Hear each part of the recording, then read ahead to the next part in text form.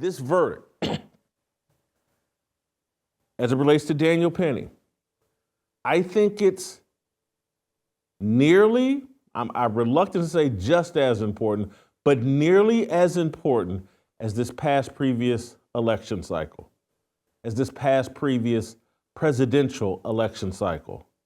What happens this week with Daniel Penny will be a signal to the world and to this society. Are we returning to normalcy and reality, or are we going to stay locked in this matrix abyss of racial justice and racial revenge and the avoidance of uncomfortable truth?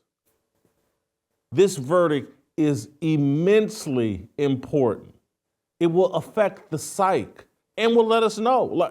And again, these individual jurors, have they snapped out of it? Have they snapped out of this cult-like mentality that America has been locked in? That anything white is evil and anything black is good. Anything black must be valued at the highest level or prioritized over anything white. As I stated in my Firestarter, I feel immensely sorry for Jordan Neely. Life dealt him a really bad hand. His father abandoned him. His mother was murdered when he was just 14 years old. I feel terrible. But what do you do? Because there are different levels of Jordan Neely plaguing American society. Not everybody is as deranged and as schizophrenic and as drug addicted as Jordan Neely. But we have a lot of kids growing up in destructive families who are nuisances, who are menaces to society, who reject all traditional roles, normalcy, codes of behavior. They all just want to make things up on their own. There's a video that I asked these guys to get of, there's a little girl in a Walmart or in some convenience store. It's SOT number 3.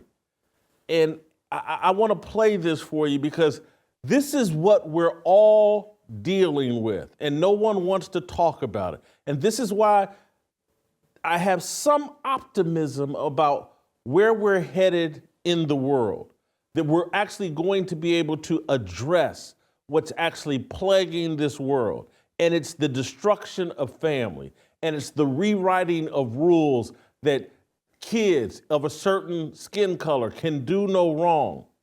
And we must look at them as like, oh my God, we got to feel sorry for them. We can't correct them. We can't demand that we return to the nuclear family because we are pretending that that's not a reflection of a destroyed family.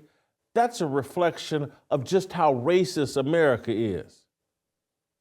So I want to play you this little girl and listen to the voices and what's being shouted at her and to people that are trying to correct this poorly behaving child. And those of us with traditional values, those of us that believe in traditional roles, those of us that have expectations for children to behave themselves. We keep running into people that don't believe in traditional values, who believe in a matriarchal culture, who reject male leadership, who want to change all the rules of standard behavior and make it their way, where they can arbitrarily decide who's good and who's bad based on skin color. Play SOT number 3.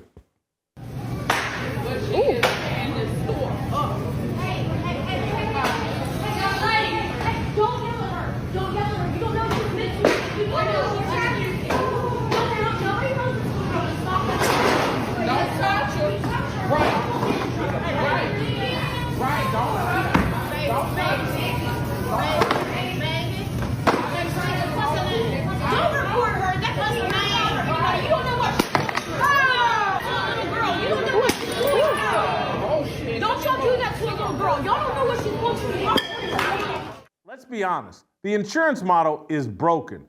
Crowd Health puts your health care back in your hands. Use the promo code FEARLESS at joincrowdhealth.com. That's joincrowdhealth.com, promo code FEARLESS. Did you hear those voices? All female voices. Don't touch her. You don't know what she's been through. Don't you put your hands on that girl. We're killing the innocence of children with misguided empathy and sympathy and the rejection. Did you see at the end where a man tried to step in and control this out of control child? Don't touch her. Don't put your hands on her. You don't know what she's been through. We cannot continue down this path where the unparented, the people that don't believe in a nuclear family, have as much say-so or more say-so than the people that believe in traditional values and believe in the nuclear family. That's what the whole Jordan Neely deal is a clash of. This man grew up modestly, 2 parents, joined the Marines, has a set of values and a code of ethics and a standard of behavior that is at odds with this secular worldview and secular culture that we have built.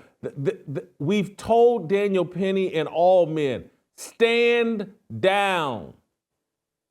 Don't do what's in your natural instinct to do. Lead, protect, and provide. Stand down. We will put you in jail if you follow your natural biblical instincts. And so Daniel Penny, because he's working class and he's not an elite, he has to ride the subway like everybody else. And he has to come in contact with people who have been unparented. I'm not trying to demonize Jordan Neely. A set of circumstances outside of his control. His father abandoned him as a young child. His mother was murdered by his stepfather. This man, Jordan Neely by age, he's unparented. He's been neglected. He's a victim. And now people like Daniel Penny, like myself, probably like you may run in to Jordan Neely on the subway. He may present himself as a threat. He has a documented police record of being violent towards people. And your instincts as a man, as Daniel Penny was 24 at this age, when this transpired, like May in 2023, he's 24 years old. He's been through military training. All of his training, his upbringing, his worldview prepares to, there's problems here. As a man, I should step in here and protect these people who are fearful because there is a crackhead on this train who is threatening people. This guy had no intentions of killing Jordan Neely. He wanted to restrain him.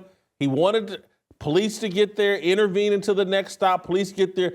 They take care of the problem. Everybody goes on with their life without Jordan Neely threatening to harm them, harm himself, or be a lunatic on a subway.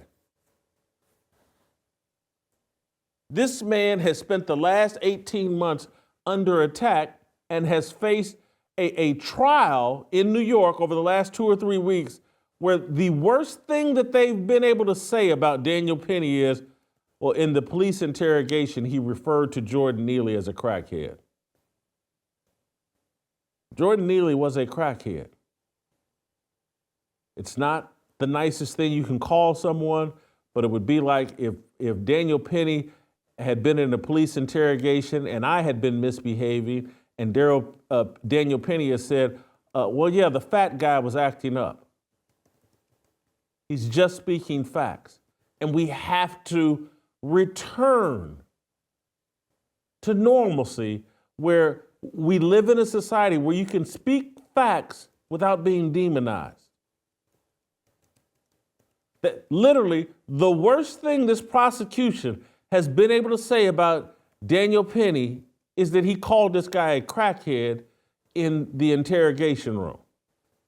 And he wasn't as remorseful as he should have been. Jordan Neely died, and Daniel Penny explained his actions calmly and rationally and without emotion. And boy, what a terrible look for Daniel Penny, that he's actually in control of his emotions. Look, I don't think Daniel Penny is a hero. I think he's just a man that's living in a society that's hostile to men behaving as men. If you enjoyed that video, be sure to hit the like button and subscribe so you never miss a moment of Fearless.